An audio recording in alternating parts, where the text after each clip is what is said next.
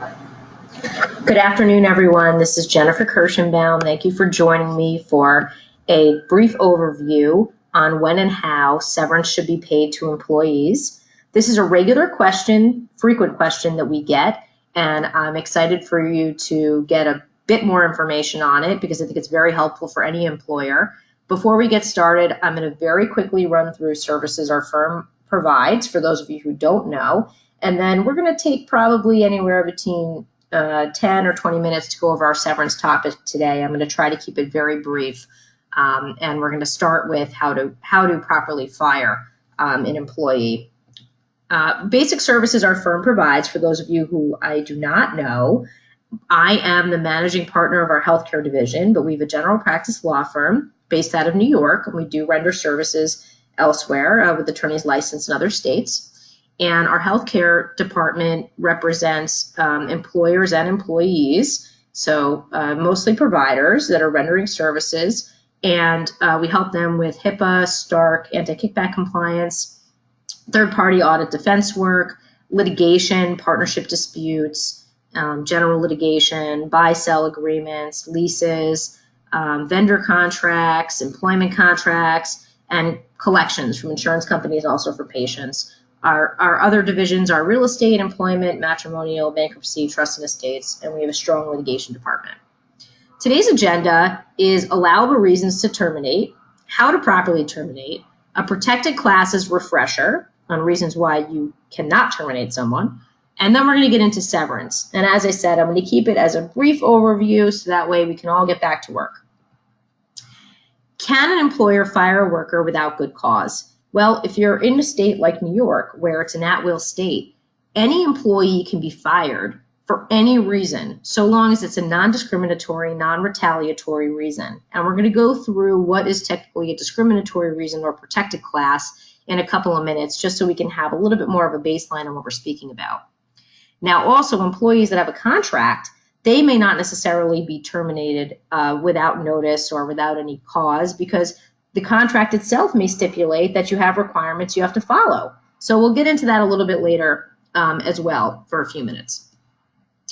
Now, there's a lot of liability for an employer for improper termination. Basically, we live in a society, as most of us are aware, where anyone can sue for any reason. And there's also a lot of specific reasons that an employee could possibly come after an employer for not terminating properly. And that's why we're having a conversation today about severance.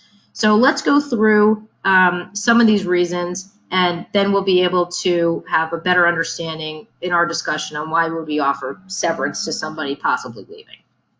The protected classes under federal and most state laws, specifically also New York, which where I deal with mostly, are gender, race, religion, age, disability, pregnancy, military status, national origin.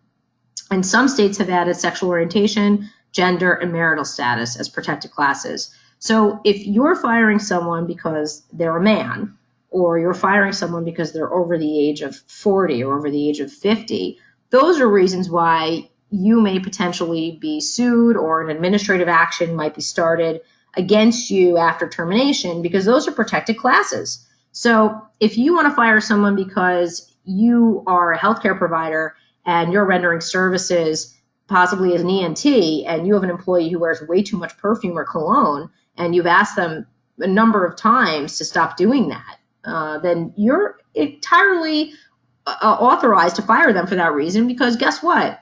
The right to wear perfume is not a protected class, and there's not going to be additional requirements for you to adhere to for you to be able to terminate. Now, just because someone is a protected gender or a protected race or religion, or doesn't mean you can't fire. It just means that you can't fire for that reason. So we'll also get into how to properly write up, which is what we're going to do now. So documentation for risk mitigation, assuming that you do have an employee who is not exactly performing and you think that this person is possibly a troublemaker or not, you still want to abide by proper documentation requirements. And by proper documentation, there's no set guidelines on what should be done, but my recommendation is that every employer, no matter the size, have a standard set of operating procedures, and that can be just a couple of pages of what you expect of your employees, or it can be a physical manual, an employee manual, or set operating policy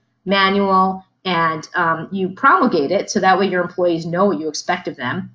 And then where they don't adhere to it, they are written up. So if you have someone who is perpetually late, they just happen to come in 15, 20 minutes late all the time, and it drives you bananas, well, that person needs to be written up. And before they're written up, you want to be able to point to where you told the employee that they had to be in at a certain time. If you don't have any policies and procedures, that also could come back to just basic job description. If you gave that at the start of the employment relationship, where you say, okay, your hours are 9 to 5 or your hours are 9 to 6, or maybe you've issued an email to the person stipulating their schedule and they're just not abiding by it. But one way or the other, you want to be able to point to where they were instructed that their job responsibility is to show up at 9 a.m.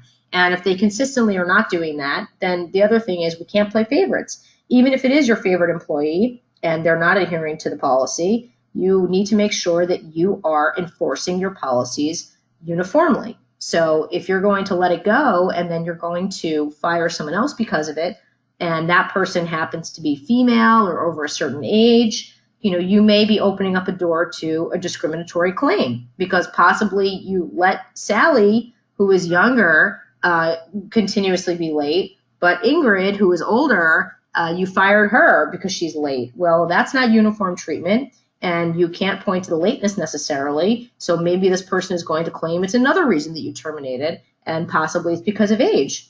And then you end up with a possible claim on your hands. So the best thing you can do is to have a policy and enforce it uniformly. And how we enforce it with written documentation is to explain why the employee has not met your expectation, and we present the employee with the write-up.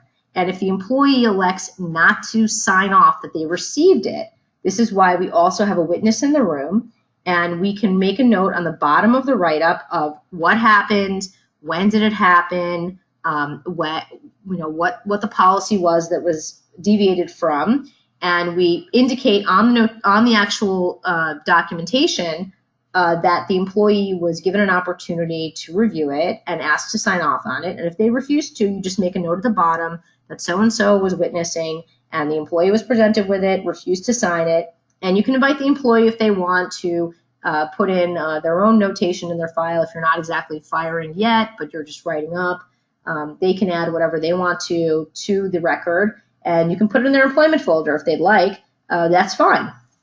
No issue with that. Elements of the warning, we just went through this, but remedial steps required to avoid further disciplinary action. Obviously, if it's consistent lateness, they need to be on time. Prior violations of the same type or same policy have to have consequences, which we talked about, possibly termination or suspension, but something. The exit interview. This is not necessary if you want to let someone go or you are letting someone go. You can simply just tell them that you are terminating their employment, and that's it. You don't have to give a reason. If you want to get feedback, you can. You should have a witness when you are firing. It is, I think, easier to do it in person, but if you're looking to do it remotely, by phone or by email, I'm not saying that you can't do that, but I think it's easier to do it in person. Obviously, if this person doesn't come into work, then that's a different story. And if you need specific advice on a specific circumstance, obviously you can always call and we can go over that circumstance together. Another area of potential exposure when you're terminating is overtime. If you have not paid a non-exempt employee the required amount of salary because you did not pay time and a half, let's say in New York, then you are at tremendous exposure. You're also at tremendous exposure even if you didn't fire this person, if you're not properly paying overtime. But that's not what today's discussion is about. I'm not doing a wage hour webinar for today, so we can do that another time if there's a request and our audience wants to go through wage hour rules. But in New York State, 40 hours is full time. If in your policy you dictate that full time is another set of hours, then we should talk about that, because if it's below 40 hours, you may be putting an unnecessary requirement on your business. Whereas the state is dictating that 40 hours is full time, and anything over that has to be paid at time and a half for non-exempt employees. Now, this would not necessarily or should not include your professional staff, who are exempt from the overtime requirements. But any administrative staff that are not constituting actual management or not making the minimum necessary salary are going to be required to be paid overtime, which is anything over 40 hours worked in one continuous consecutive week. And it doesn't mean 8 hours a day. They can work 12 hours one day, 4 hours another day. As long as the weekly amount is not over 40 hours, you are not required to pay overtime to that person. If you are not paying proper overtime, there is tremendous exposure. And another reason why we're talking about potential severance if you're not properly tracking employees' time. Professional employees, as I just said, are exempt, and they may not be at will if you have a contract in place. If you do not have a contract in place or some sort of written back and forth that talks about notice before termination, then they would constitute an at-will employee. But if you have a contract in place with your professional employees or any of your staff for that matter, where you demand that they give you 2 weeks notice or 60 days notice or 180 days notice, they are no longer at will, and you must follow the terms of your contract if you're terminating. If you do not, you would be giving the employee the grounds to sue you for breach of contract potentially. And also another reason why you might want to give severance, which we're going to talk about now. And also, at any time, you, an employee, can engage into an agreement for the terms of your separation. So just because I'm telling you you have an employee that might have a contract doesn't mean that we can't come to different terms with that employed person that you have a contract with. It just means we have to look at the contract first and then possibly approach the employee and see if there's a different way. Maybe they don't want to work for 40 days or 60 days after you give them notice because that's what they're required to do. A lot of contracts read, especially professional contracts, that either side, if it's without cause, have to give 30, 60, or 90 days notice. Once you give someone notice, they may want to go look for a job and not report to work. And we could possibly agree with that person on a different deal than what's in the employment agreement. And that's very possible. So the question is, for today's topic, what is severance? And then we're going to get to when you would use it. Well, the Department of Labor defines severance as pay that is often granted to employees upon termination of employment. I disagree with that. Severance is not often given, and we're going to talk about why. The Department of Labor is trying to push that it's based on the length of employment for which an employee is eligible upon termination. Now, again, severance is not often paid, especially in our area of healthcare, and we'll talk about why. Severance is not accrued but unpaid compensation. It is not that, okay? Unpaid compensation that's been earned already has to be paid, or you will be opening up your business to tremendous exposure. Accrued but unpaid vacation time that has been earned already is also not severance. It is mandatorily required to be paid. Promised and unpaid bonus or incentive pay, whether it was promised by an email or promised by a contract, also is not severance, okay? Severance is extra money the employee has not earned. Owed benefits of any kind whatsoever, continued promise for health benefits for a certain period, not severance. If it was promised before, it is not severance. So what is severance? Severance is extra money that the employee is not owed. And why are you giving it? You're giving it as consideration for something. You want to use it as a bartering chip. So why would you do that? Well, if you think that someone has the goods on you, or maybe you just have had an office manager that had been with you for 25 or 30 years and she's not getting the job done, or you're not really sure what she does or he does, and you're looking to separate, but you do think you owe this person something because they've been with you for a long time, then severance is more as a gift. That's fine too. But severance is consideration, and it's supposed to be in exchange for something. So what do we want to exchange it for? And this is the purpose of today's talk. When you give severance to anyone, it should be in exchange for something. It's not a gift.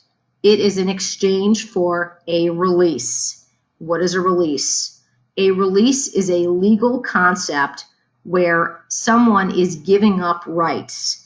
And in our state, in New York, you are authorized to have an employee waive their rights to sue you or to bring an action, and that is completely okay. as long as the employee knowingly is entering into the agreement and has due time to process their decision. So there actually is a waiting period in New York, and many states have a waiting period in excess of 20 days where the employee has time to think about whether or not they want to sign the document. And if they do sign the document that waives rights, they have also a period to rescind. And that's the same case in New York. New York, they have 21 days to consider whether or not they want to sign, and another 7 after they sign to decide if they want to revoke their consent and revoke the agreement. So we can have an employee waive their right to sue you, and then they have time to think about whether or not they want to revoke that. And if that's why severance also is not paid immediately. So if you were to give severance to somebody, we would have a proper agreement in place that has to follow the terms of the regulations that are set in this state, and we would have to wait the mandatory waiting period before I would endorse you paying anything out to this individual. In addition to a release, we can have other protective provisions in the document, including a non-disparagement clause and possibly confidentiality agreements. And then also you want to make sure that you are reiterating any other rights that you might have against the employee in prior policies, procedures, or contracts. So that way they survive the additional new agreement you're entering into for the severance and the separation of employment. Additional terms that are going to be in your severance agreement, which it should include, is the final date of employment, the date of termination, and also any additional benefits that are owed. So when you get ready to call for assistance on this type of agreement, which you may have to do at some point, you also should have ready how many vacation days are owed to this person. Is there any salary that has to be paid out? Are you continuing any benefits? Whatever is owed and due to this person, we should be putting into this document as well, which is not difficult to do. And a properly drafted agreement is going to give you peace of mind, hopefully, that this person who might be very upset upon separation is now going to be hopefully satisfied and not coming back and causing additional aggravation for you and your business. And that's why we pay severance, in my mind, is for peace of mind. So that way we know that someone who possibly has been a problem in the office already is not going to continue to cause problems for you going forward. And what would happen if an employee signs a severance agreement, takes the money, and then sues you anyway? Well, they would be in violation of the severance agreement, and we would show that document to the court or to the administrative review panel, whether it's an EEOC complaint that's lodged or a Commission on Human Rights in the city, and we would show that the employee has waived their right because they've accepted consideration, they've taken the severance pay, and you've adhered to your responsibilities, and they've waived their rights against you to bring any kind of claim. And as long as the document is entered into appropriately, a claim would be completely inappropriate and would potentially be immediately thrown out by whoever's viewing it. Now, if the document was forged or there it wasn't witnessed properly or notarized, because we can't confirm that the employee actually signed it willingly, we could have a problem. But that doesn't happen very often, and most times, from what I've seen, or pretty much in every instance, an employee that negotiates a severance accepts the terms and normally goes away quietly, which is what you're basically paying for. Documenting the severance we talked about is by written agreement in accordance with applicable law. So whichever state you're in, you have to follow the rules of that state. And it's very important that you work with an attorney. This is not a DIY job. You cannot do this yourself. This is not a legal Zoom project. You need to work with your lawyer. Many of you, that's our office. And you need to get the proper contract in place. It has to be properly executed and paid in accordance with its terms. So you can't say, okay, the employee signed, good riddance, I'm so happy and relieved, let me write the check right now and just be done with it. Please do not do that. Many of the people that we're terminating are problem employees, which is why we're actually firing them. And a lot of times they are looking to cause trouble. Unfortunately, is my cynical vision of what I see in my practice. So we want to make sure that we are not handing someone a check who then may think, oh, that was too easy, I'm going to rescind the contract now. Then we end up having to chase the employee, and it's just not what we want to do. So we want to follow the terms once it's been executed.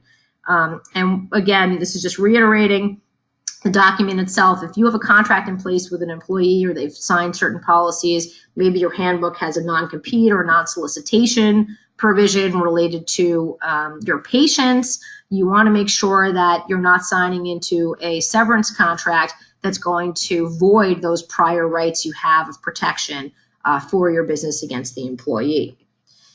So that's it. That's what I wanted to cover today. It's short and sweet, and it's basically just an overview of why we would use severance and how we would use it, best practices on employing the severance. For those of you that are not in our newsletter, of course, you can always sign up. We do the free newsletter. And for those of you who I don't know, that's me. I'm Jennifer Kirschenbaum, and I manage our healthcare department. And there's my contact information. You can contact me anytime with questions. The number is 516-747-6700, extension 302, and there is my email. Thank you for joining us today. And if you have any other topics that you'd like us to cover, please do not hesitate to reach out, and we will schedule, assuming that it's within our bandwidth, and address. Wishing everyone a great winter. Bye-bye.